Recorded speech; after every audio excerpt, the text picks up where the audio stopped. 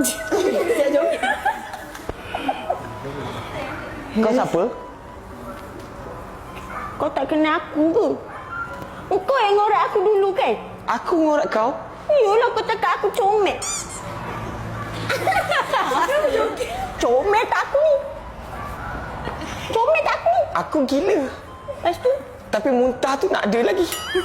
Tak suka. Hari tu cakap comel ni nak muntah pula. Kau ni kenapa? Tapi aku nak bagi cerita lagi kat kau. Bagi yang cerita. Nampak tak aku bagi? Nampak tak? Mana?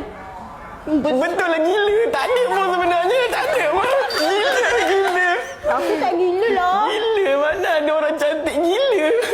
Ya aku tahu. Aku gila kan kau. Syafiq. Lina marah. Aku gila. Kau faham tak?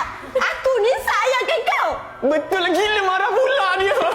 Kau tinggalkan Mira tu. Tiba je malam-malam kenapa ni? Kau kena terima cinta aku. Tak nak. Syafiq klasik.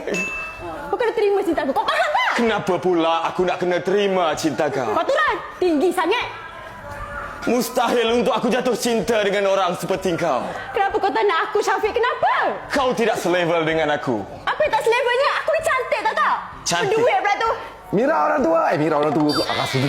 Rina orang tua. Kenapa pula orang tua ni berada di sini? Syafiq, walaupun aku dah kereput, kau masih sayang kat aku kan? Mustahil aku akan jatuh cinta dengan kau orang tua.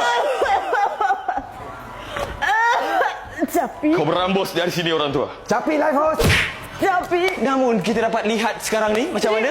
Boleh tekan ke beg kuning sekarang ada orang tua yang terbatuk-batuk di depan saya. Terimalah cerita Rina, Syafiq. Rina dah tak lama hidup dah, Syafiq. Bangun. Saya nak niaga ni, bangun. Kak. La ilaha Rina illallah. tak lama. Okey.